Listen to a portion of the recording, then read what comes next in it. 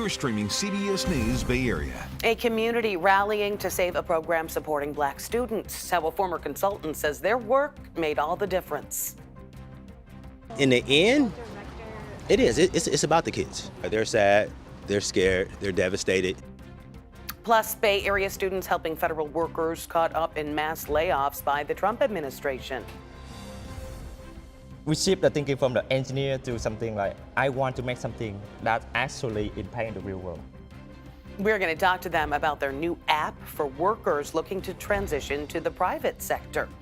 And meet the Bay Area teachers behind a new podcast dedicated to all things Valkyries. We did the first one and I was like, we're trying this out. And it was such good chemistry.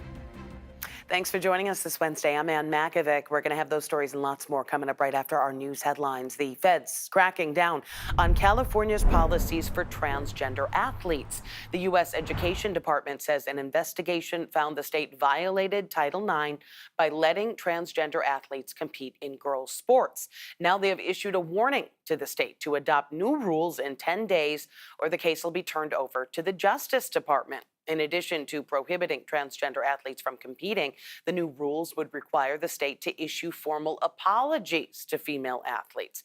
State officials have not responded to that investigation. President Trump meeting with world leaders at the NATO summit in the Netherlands. One of the main topics is the conflict between Israel and Iran. Trump is refuting a report by the Defense Intelligence Agency that found the U.S. airstrikes on Iran's nuclear program may have only been set back by a few months. It's gone for years. Very tough to rebuild because the whole thing has collapsed. Officials familiar with the report also caution it is an early assessment that could change. Trump said the U.S. will be speaking with Iranian officials soon about a new peace deal. When it comes to the airstrikes in Iran, a new CBS poll found 56% of people disapprove of the strikes. It also found both Republicans and Democrats are concerned the strikes could lead to a wider war. We are learning that Stanford medicine has stopped gender-affirming surgeries for patients under age 19. That comes after a push by the Trump administration to restrict access across the country. In a statement, Stanford medicine says the move is to protect providers and patients. The clinic is expected to still offer other types of gender-affirming care for youth, like hormone therapy and puberty blockers. And in the special election for San Jose City Council, Anthony Tordillos is in the lead. He is facing off against Gabby Chavez Lopez to replace former council member Omar Torres in District 3, representing much of downtown. Torres resigned after pleading guilty to child sex crimes. Here is a look at some of the numbers. Early results show Tordillos is leading by just over 2,000 votes. The next results are expected today at 5 p.m. And heads up for those of you driving across the Golden Gate starting today, crews are closing the 2 center lanes. This is going to happen every Wednesday from 10 a.m. to 1 p.m. to fix potholes and repave the roadway. Traffic will narrow to 2 lanes each way during that time. All right, let's get a check on our first alert forecast. Another gloomy one around the Bay, at least for the morning. Meteorologist Zoe Mintz tracking a bit of a warm-up later this week. We're looking at slightly warmer temperatures on the way today, especially across our more inland communities. But it's not necessarily going to be above average or anything. It's just going to be back to slightly more seasonable. We'll be in the upper 80s across our inland communities to low 80s down near Livermore, mid to upper 70s down into the Santa Clara Valley. And the closer to the coast you get, the foggier it's going to be. And that means those temperatures are going to be a lot more difficult to warm up. We'll be staying in the upper 50s along the coast and low 60s here in San Francisco. It might be a degree or 2 warmer than yesterday. And by later tonight, we are expecting much drier air to begin to work its way into the Bay Area, which is really good news for anybody that does want to enjoy themselves later this week. You should be able to with warmer weather on the way. Today, though, it is going to, like I said, still be a couple of degrees below average for this time of year. Not 5 to 10 degrees below average like yesterday, but 1 to 5 degrees below average. Our wind gusts are going to be anywhere from 20 to 30 miles an hour. Again, that's keeping those temperatures seasonable. By tomorrow, those winds will continue to calm down just a little bit, allowing for a bit more dry air to arrive and allowing for those temperatures to warm up and significantly warm up by Friday and into Saturday, and even Sunday is likely going to stay well above average before gradually cooling down. Just something to point out, next Friday, that is 4th of July, when we are expecting our temperatures to return back to below average. So again, it's kind of going to be a little bit of a roller coaster on the way when it comes to our temperatures, rising up and up and up all the way through Friday, Saturday, Sunday, cooling back down by the time that we step out Monday and into Tuesday. And again, by next Friday, we are likely going to be seeing below average temperatures sticking around and a little bit more fog. So 4th of July plans, keep that in mind. We have learned that a Bay Area tech executive and his parents were among the victims of that deadly boating accident at Lake Tahoe. The El Dorado County Sheriff's Office confirmed that Josh Pickles of San Francisco and his parents, Terry and Paula, were among the 8 people killed when their boat capsized Saturday afternoon. The group was celebrating Paula's birthday. She was turning 71. This is a look at the conditions in South Lake Tahoe from Saturday. Sudden storm whipping up strong winds and huge swells. Authorities say the 27-foot boat capsized in waves as high as 8 feet. Another victim was identified as Pete Bays from Auburn. One of his neighbors says he loved nature and would go to Tahoe often. Super quirky guy, super fun-loving. You just couldn't ask for a better guy next to you, really. Josh Pickles was a DoorDash executive and the youngest member of the group. He leaves behind his wife, Jordan, and their 7-month-old daughter. The couple was married less than 2 years ago. His wife, Jordan, released a statement saying, "We are devastated by this tragedy. No words can express the pain and anguish we feel knowing their lives were lost during what was meant to be a joyful time on the lake. Our hearts go out to those who tragically lost their lives and the 2 survivors of this unexpected and deadly storm on Lake Tahoe." DoorDash issuing this statement, reading in part, quote, "Josh loved his team and was an inspiration to everyone who had the privilege of knowing him. During his nearly 7 years at DoorDash, he brought a contagious spirit that lifted those around him. The loss of Josh is immeasurable. We miss him deeply and will carry his memory with us always." 2 people that were on that boat did survive. They were at one point sent to the hospital, unclear about their condition today. Well, parents and students are not giving up their fight to save 2 high school employees in the North Bay. They were brought in nearly a year ago in the Tamalpais Union High School District. Their mission was to help support Black and brown students. They were brought in because the district was plagued by allegations of racially charged incidents. But earlier this month, their contracts were not renewed. Parents and students both rallied, saying the 2 helped mentor, improve grades, and create a feeling of belonging. Last year, more than half of the Black and biracial students had at least 1 D grade or worse. But this year, that number improved by more than 15%. District administration representatives recommended extending the contracts for a year, but the board president disagreed. I find it hard that an educator gets up and makes a recommendation that we need to pay $250,000 for half-time work. Please sit down. If the audience cannot be respectful, I'm going to ask you to leave. Some students told us they were shocked by the decision and worried about what the next school year might look like. And that debate continued last night with parents and students fighting to bring back the Black Student Success Team and the 2 consultants that led it. Our Amanda Harry has more. One fam! One fam! Before the final school board meeting before summer break, Tamalpais High School parents, students, and community members were rallying in support of Tanisha Tate Austin, Paul Austin, and the program they created. In the end, it is. It's about the kids. Paul Austin lost his job when the Board of Trustees voted against renewing his contract. But right now, he's worried more about the kids than himself. They're sad. They're scared, they're devastated. Prior to this school year, Black and brown students say they were dealing with a lot of racism. They were frequently called racial slurs, and there was even a photo circulating online of a girl with one written on her face.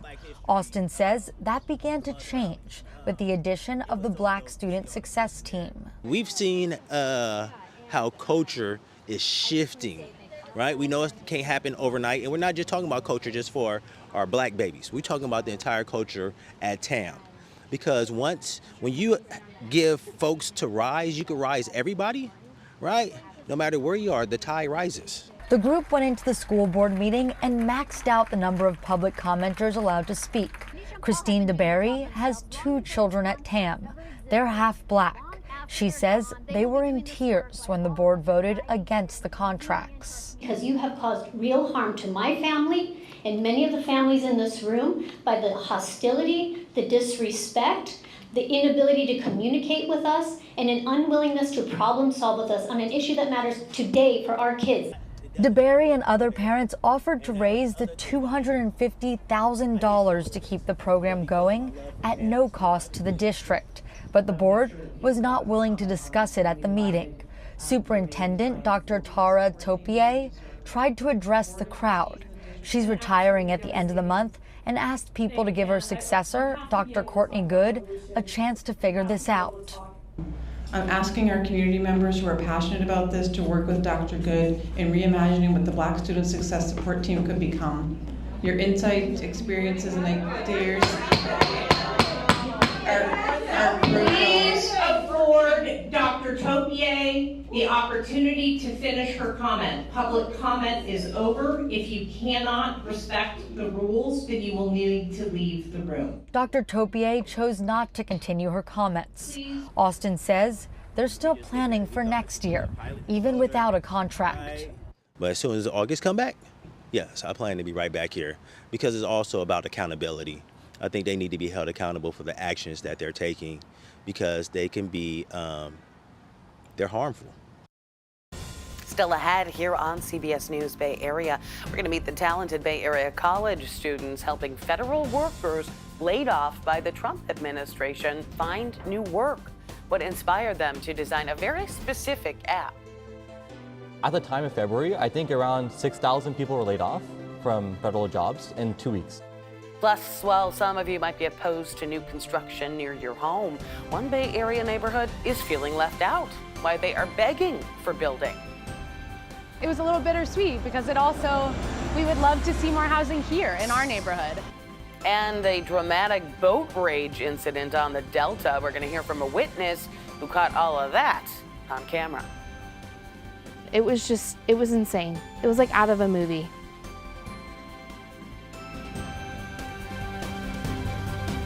In the Bay Area, a new WNBA franchise is taking flight.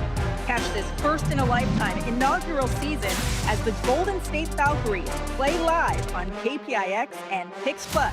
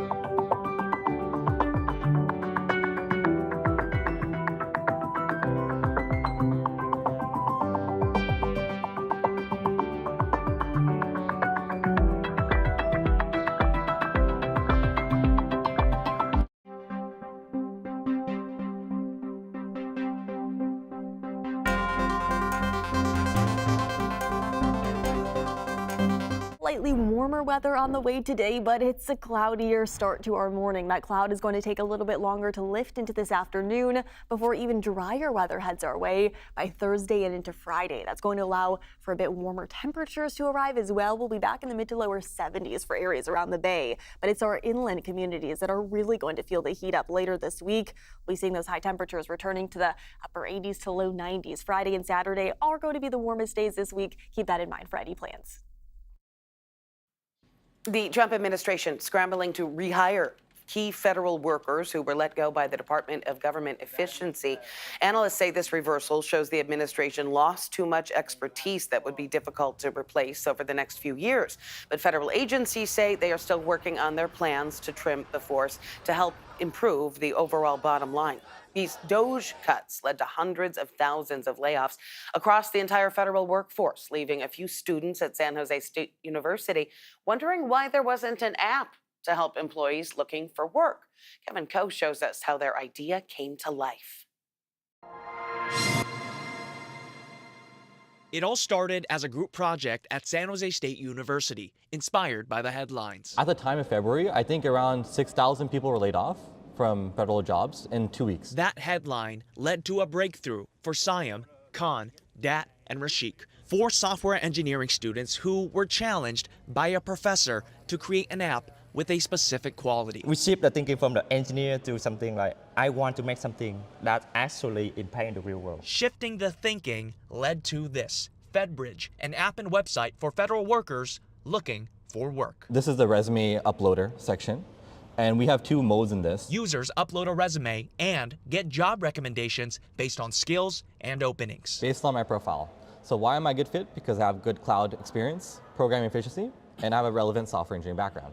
So this is like, I guess the most important part is we're actually recommending you certifications to take and what classes you can take to gear you towards passing those exams for that certification. After applying, FedBridge also offers an interview prep service powered by AI, which will later be developed into video. This project was deeply influenced by Mr. Rakesh Ranjan, who is the professor. I tell my students, demo or die.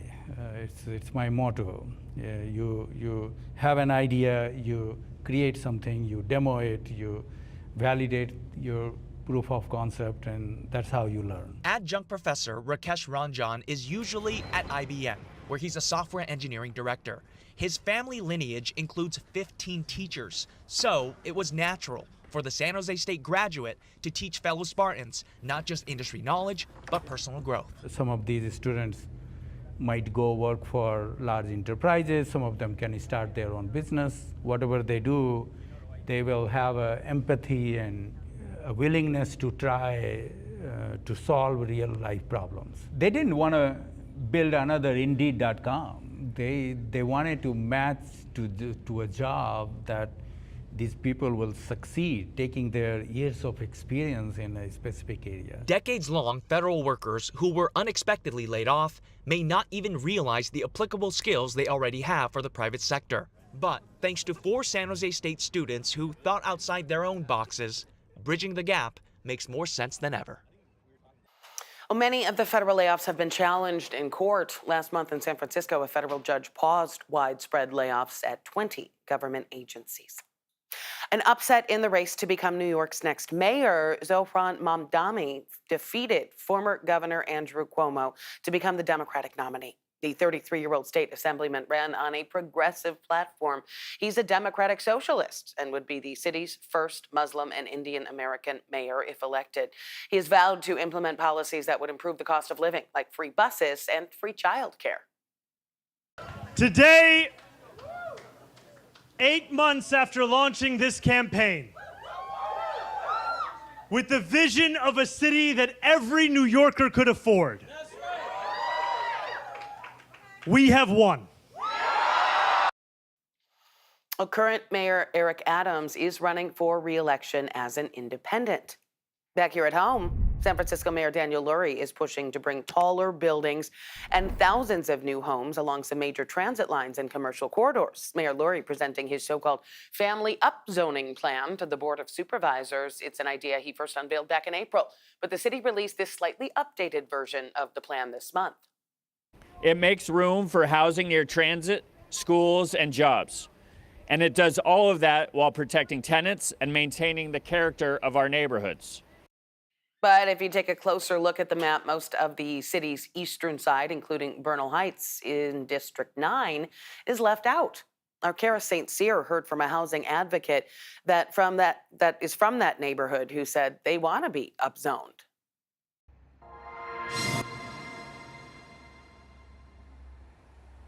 I live just a couple blocks away, so my main bus stop is right over there. Walking through Bernal Heights, Ruth Ferguson sees several empty lots where housing could be. If you look right over here, actually, this is 3300 Mission, which nearly 10 years ago, it actually burned down.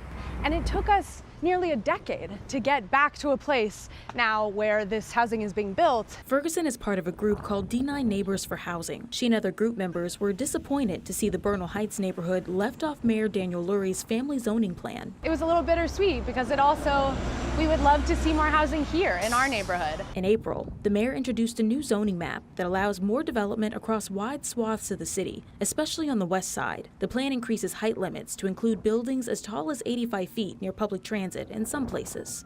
Ruth and her organization are now asking to be a part of the neighborhoods included in Lurie's plan. Over by Safeway, that's another kind of area that people have talked about because it has this huge parking lot. Lurie said the upzoned map could create up to 36,000 new housing units, and Ruth really wants them here.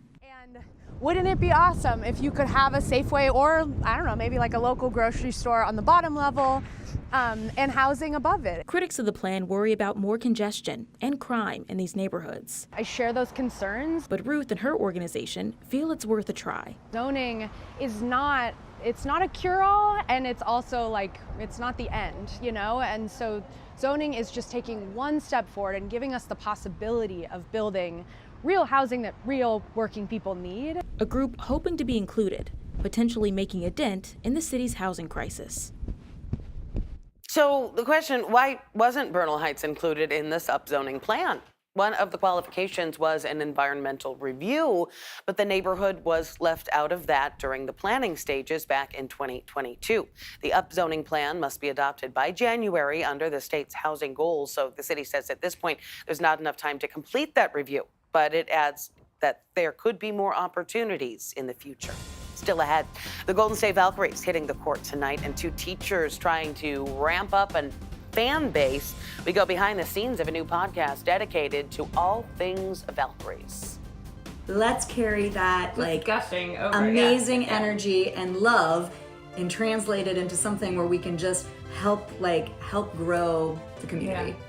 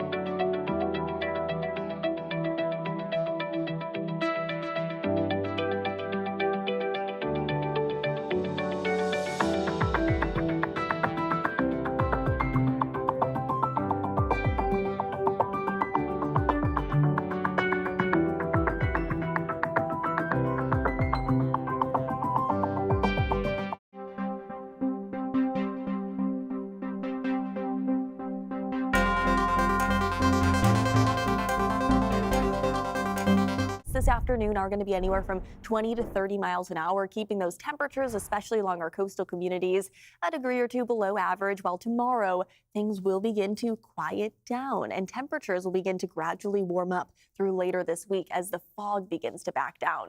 Today, though, the fog is going to stick around, especially along our coastal communities, keeping those high temperatures along the coast in the upper 50s, while the inland areas are going to be sitting in the mid to upper 80s. And like I said, down in the Santa Clara Valley, upper 70s to low 80s. I would say that's still pool weather if you're lucky enough to live down there. But again, closer to the coast, we are going to be seeing a lot more of that fog and a lot more of that cloud coverage. The clouds, though, are going to begin to peel back later tonight and into early tomorrow morning. And by tomorrow morning, it's not going to be nearly as foggy all across the bay. It's really just our South Bay communities that are going to be seeing the bulk of the activity. So keep that in mind for any plans early tomorrow morning, not nearly as foggy as high pressure is going to begin to build overhead. High pressure is actually going to bring extreme heat across the Central Valley of California later this work week and into this upcoming weekend. But there is good news for us. In the Bay Area, onshore winds is actually going to keep our temperatures just a little bit more comfortable.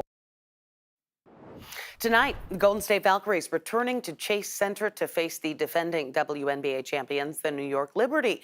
The Valkyries looking to get their 5th straight win at Valhalla. They have sold out 7 consecutive games at Chase Center, and the fans are really a big part of that success. Kelsey Thornton talked with 2 teachers who love the team and are sharing their excitement through their podcast. Valkyries. Valkyries. This is Raina. And Vanessa. This is Valkyries Say Less. Raina Mast and Vanessa Hutchinson-Zekeli are the voices behind a new podcast dedicated to all things Valkyries. Tell us about Kayla and her double-double. Okay, so Her history of double-doubles. She averaged a double-double in college. The 2 basketball-obsessed friends say the idea came to them after seeing just how much hype was surrounding the team. Basically, the first one, it was so fun. Yeah. We did the first one, and I was like, we're trying this out. And it was such good chemistry, and we're like, oh, our voices sound really different, so like people will be able to like hear who's who. And with that, Valkyries Say Less was born. Each episode is an upbeat half-hour-ish long chat where the 2 dive deep into the players' backgrounds and their performances on the court. It feels like when you're little and collected like baseball or basketball cards, it's like the back of the card, but we're doing it with audio, and we're just what do you relate to? What do I relate to? Yeah. It also doesn't hurt that both Raina and Vanessa are teachers, bringing the skills and games they use in the classroom to their listeners. What's our game today? Our game today is a classic coming straight out of my classroom. It's called Taboo. It's a show the 2 hope will bring some joy as well as some knowledge and interest in the game and the team to their audience. Their goal, to get even casual Valkyries fans more interested and invested in the team, 1 episode at a time. I hope they go and they go to the games and they can watch the games without looking at their phones, and they can, learn the nicknames, learn what a double-double is, learn that they're welcome there even if they haven't played basketball in 20 years. Let's carry that amazing energy and love and translate it into something where we can just help grow the community. Yeah. Again, the Valkyries return to Chase Center tonight against the New York Liberty. That game airs on Pix Plus 44 Cable 12. Coverage begins at 6:30 with our pregame show. Coming up in the next half hour here on CBS News Bay Area, a wild and dangerous night on the water. A boat driver chasing a person on a jet ski and slamming into several other boats. We're hearing from one woman who saw it firsthand. And I thought somebody was going to die that night. I really did. Plus, we're going to meet the mom on a mission to find a safe place for her kids to play after a brand new playground gets trashed.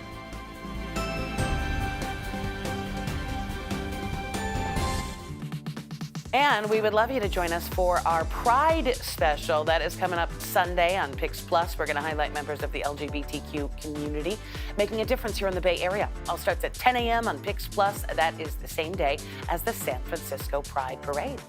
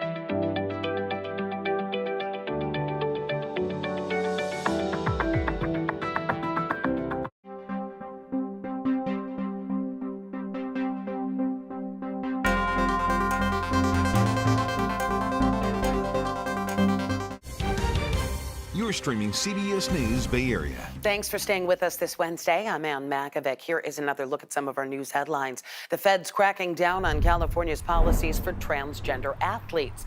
The U.S. Education Department says an investigation found the state violated Title IX by letting transgender athletes compete in girls' sports. Now they've issued a warning to the state to adopt new rules in 10 days or be turned over to the Justice Department. In addition to prohibiting transgender athletes from competing, the new rules would require the state to issue formal apologies to female athletes. State officials haven't responded yet to the investigation. President Trump meeting with world leaders at the NATO summit in the Netherlands. One of the main topics is the conflict between Israel and Iran. Trump is refuting a report by the Defense Intelligence Agency that found the U.S. airstrikes on Iran's nuclear program may have only been set back by a few months. Officials familiar with the report also caution it's an early assessment that could change. Trump said the U.S. will be speaking with Iranian officials soon about a new peace deal. And in the special election for San Jose City Council, Anthony Tordillos is in the lead. He's facing off against Gabby Chavez Lopez to replace former council member Omar Torres in District 3. Torres resigned after pleading guilty to child sex crimes. Early results show Tordillos is leading by just over 2,000 votes. The next results are expected today at 5 p.m. All right, a little bit gray around the Bay Area this morning. Let's get a check on our first alert forecast with meteorologist Zoe Mintz. We're looking at slightly warmer temperatures on the way today, especially across our more inland communities. But it's not necessarily going to be above average or anything. It's just going to be back to slightly more seasonable. We'll be in the upper 80s across our inland communities to low 80s down near Livermore, mid to upper 70s down into the Santa Clara Valley. And the closer to the coast you get, the foggier it's going to be. And that means those temperatures are going to be a lot more difficult to warm up. We'll be staying in the upper 50s along the coast and low 60s here in San Francisco. It might be a degree or two warmer than yesterday. And by later tonight, we are expecting much drier air to begin to work its way into the Bay Area, which is really good news for anybody that does want to enjoy themselves later this week. You should be able to with warmer weather on the way. Today, though, it is going to, like I said, still be a couple of degrees below average for this time of year. Not 5 to 10 degrees below average like yesterday, but 1 to 5 degrees below average. Our wind gusts are going to be anywhere from 20 to 30 miles an hour. Again, that's keeping those temperatures seasonable. By tomorrow, those winds will continue to calm down just a little bit, allowing for a bit more dry air to arrive and allowing for those temperatures to warm up and significantly warm up by Friday and into Saturday, and even Sunday is likely going to stay well above average before gradually cooling down. Just something to point out, next Friday, that is 4th of July, when we are expecting our temperatures to return to back to below average. So again, it's kind of going to be a little bit of a roller coaster on the way when it comes to our temperatures, rising up and up and up all the way through Friday, Saturday, Sunday, cooling back down by the time that we step out Monday and into Tuesday. And again, by next Friday, we are likely going to be seeing below average temperatures sticking around and a little bit more fog. So 4th of July plans, keep that in mind. Well, we are all familiar with road rage, but a dangerous case of boat rage in the Delta sent somebody to the hospital, and the whole thing was caught on camera.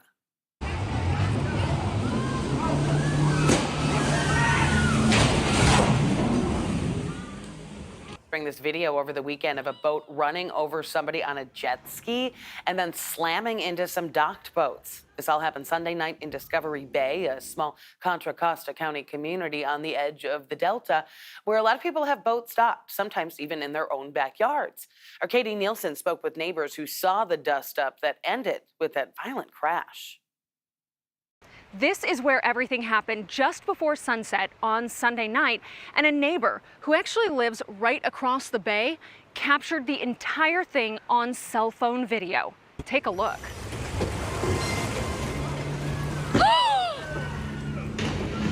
This is the video Katie Hernandez shot as she was standing at her dock in Discovery Bay just before 9 p.m. on Sunday. It was insane. It was like out of a movie. She says the dark-colored wakeboard boat came flying into the small harbor area right next to Discovery Bay Marina's docks. The boat chasing after a person on a jet ski, going around in circles, creating waves and wakes, rocking all the boats. After a few minutes, the jet skier headed back toward the docks. And in another video, you can see that's when it happened. The dark-colored wakeboard boat runs over one of the people on the jet skis, then crashes into boats docked at the marina.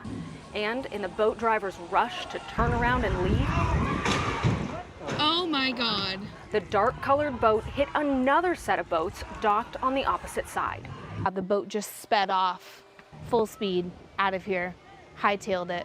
Katie says she's lived here since she was little, and recently she's noticed a lot more problems on the water, especially with those who don't live in Discovery Bay, but instead bring their boats in and launch them from nearby marinas.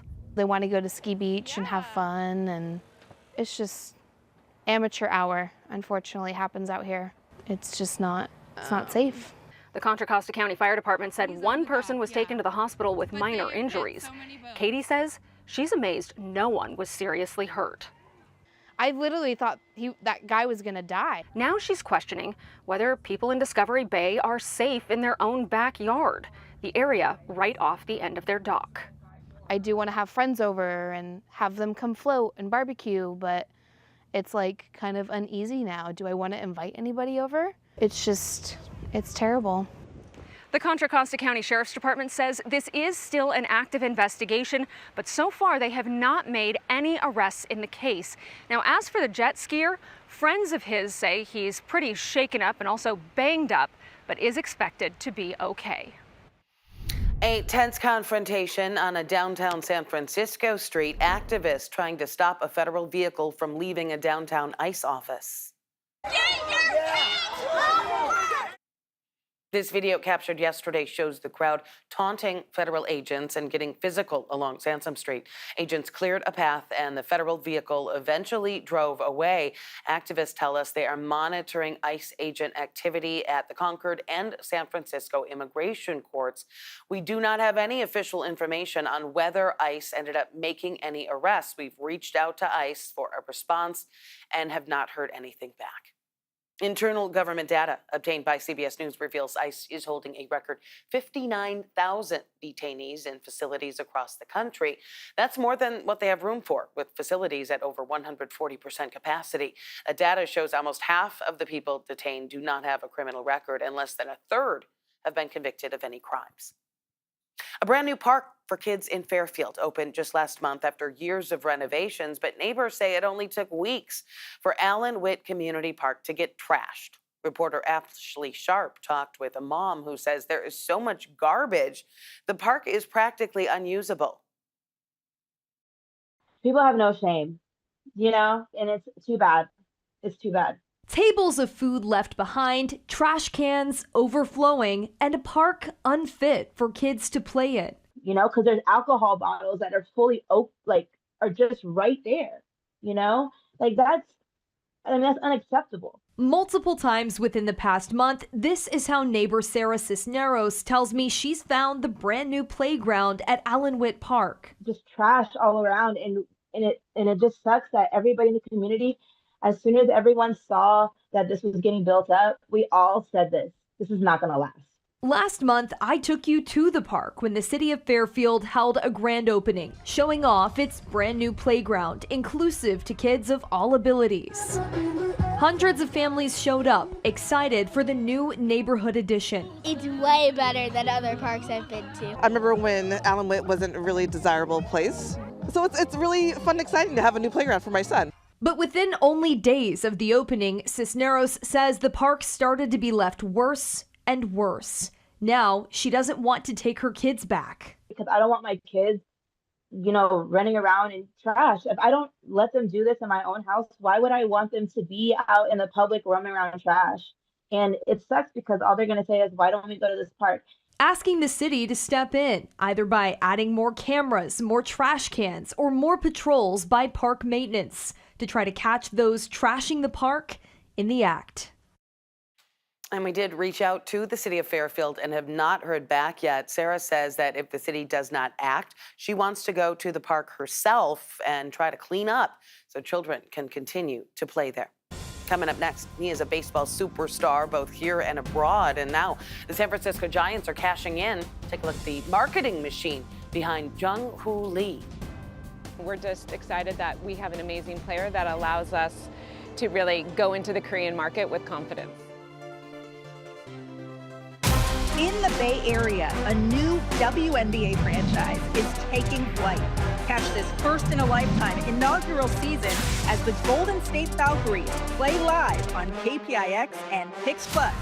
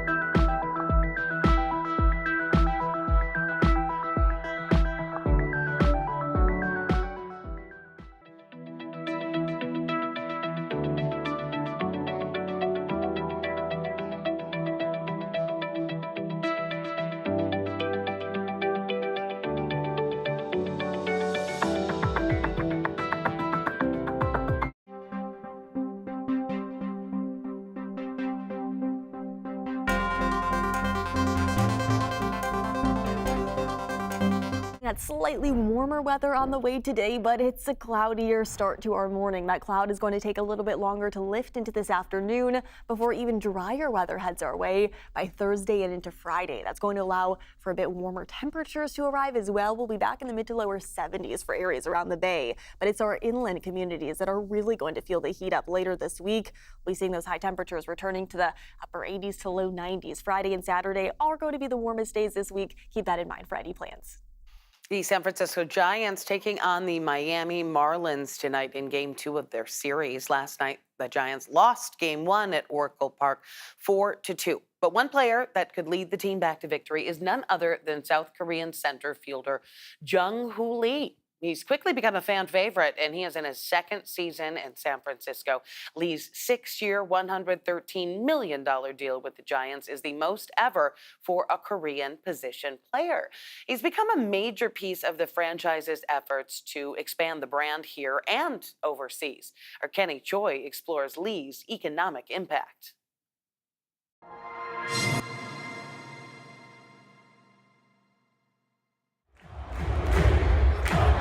Each time the young Korean baseball star steps up to the plate, there's a cadence and energy that erupts as fans cheer on number 51. Garrett Ryan just bought his first Jung-Hoo Lee jersey. He just brings a very new energy to the team that I feel like we haven't seen in a long time. Giants games are broadcast in South Korea. Haley Witten brought her parents to see Jung-Hoo Lee. She's not shy about why. He's really handsome and he's really good player.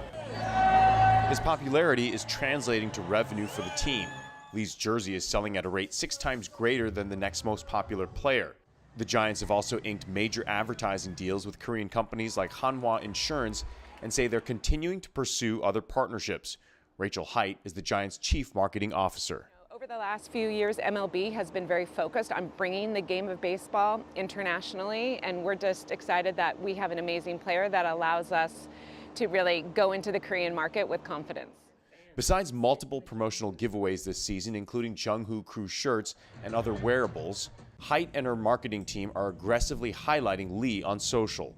We're very, very active on all social channels. YouTube does really well in Korea, and kind of any Jung-Hoo Lee highlight is honestly baseball gold.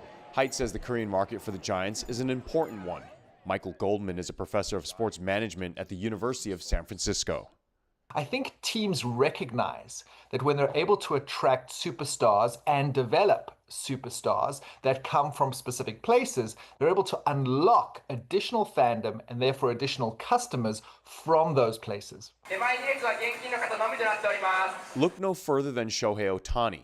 Analysts say merchandise, ticket sales, advertising, and TV ratings have spiked because of the Dodgers' superstar. Many believe Ohtani will be worth well over $1 billion to the franchise during his decade-long $700 million contract. It's not a new phenomenon, but certainly Ohtani has focused everyone's attention at the dramatic returns that can happen when someone like that performs so well. Goldman says it's still too early to determine Lee's value to the Giants since this is his first full season after an injury last year. For fans, rooting for Lee is much simpler than analyzing dollars and cents. I think just because the way he presents himself, it's what people connect to. That's why a lot of people are drawn to him. He's drawing in fans, and the Giants are ready to capture the market. In addition to the Jung-Hoo Crew, there's also a fan-coordinated section in 325 by the Hooligans. Coming up, City of San Jose looking for a new landmark. Should we give up space for people to play, picnic, listen to music for a landmark? How a major art installation stalled before it even got off the ground.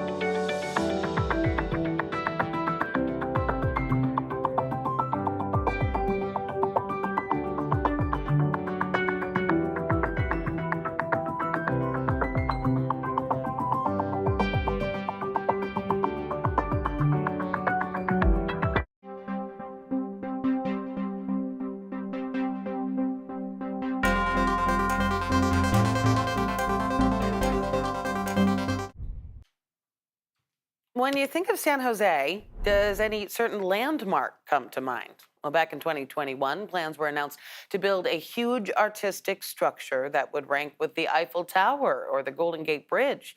Organizers raised and spent a lot of money. But as John Ramos explains, the nonprofit behind it says they are dropping their initial idea and they're looking for a new one. This is Cesar Chavez Plaza, a 2-acre park in downtown San Jose. But there's an effort underway to build a landmark here big enough to draw worldwide attention and put the city of San Jose on the map.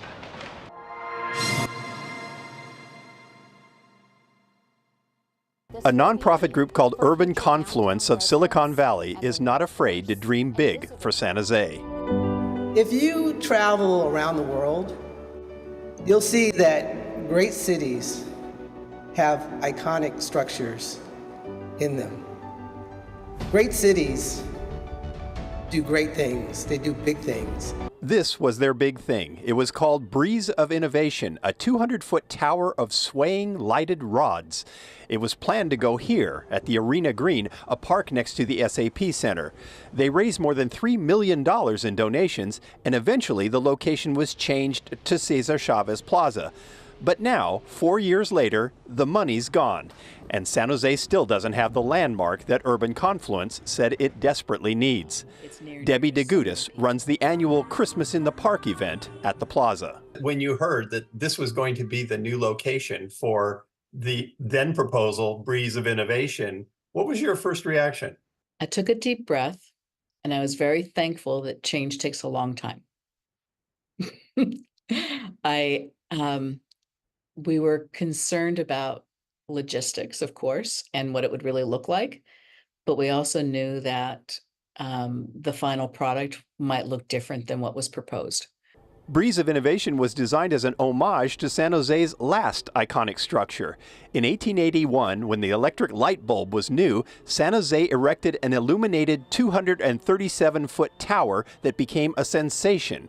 But a windstorm destroyed it in 1915, and the idea of the new structure was to capture that wonder again. And beyond being a visual landmark, Breeze of Innovation will help properly honor the legacy of Cesar Chavez in the park that bears his name. Of course, that wasn't its first location or its original intent, so Urban Confluence is shifting gears, dropping Breeze of Innovation for an as-yet undecided landmark that will celebrate Cesar Chavez instead. In his announcement, Executive Director Steve Borkenhagen said, quote, "Our journey has encountered frustrations and unexpected challenges, but we still believe San Jose deserves a world-class landmark," end quote.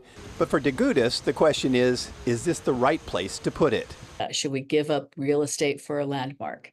Should we give up space for people to play, picnic, listen to music for a landmark? No one's going to be 100% happy. And I don't have a good answer. I don't know if that's the right place for it. I think it depends on what it is. At this point, no one knows what it will be or where. And while DeGudis may have her doubts, she does understand the idea behind it. When big events come to the Bay Area, like the Super Bowl in Santa Clara, all the shots are at the Golden Gate Bridge. And when people say, well, how come they don't show San Jose? The question then comes up, well, what would they show? What would be the thing? And I think that was what Steve was trying to solve with this project, which I support 100%. I don't know what that thing is, and I don't know where it should be. San Jose is tired of living in the shadow of its flashy brother to the north. And while some would like to shed its small town feel, there are those who would consider that a loss as well. Well, that Breeze of Innovation concept was chosen in a worldwide design competition. The nonprofit says they will soon be sharing a new design, but there was no mention of another competition. Thanks for streaming CBS News Bay Area. I'm Ann Makovic. We're going to be right back with your First Alert forecast and another look at your top story.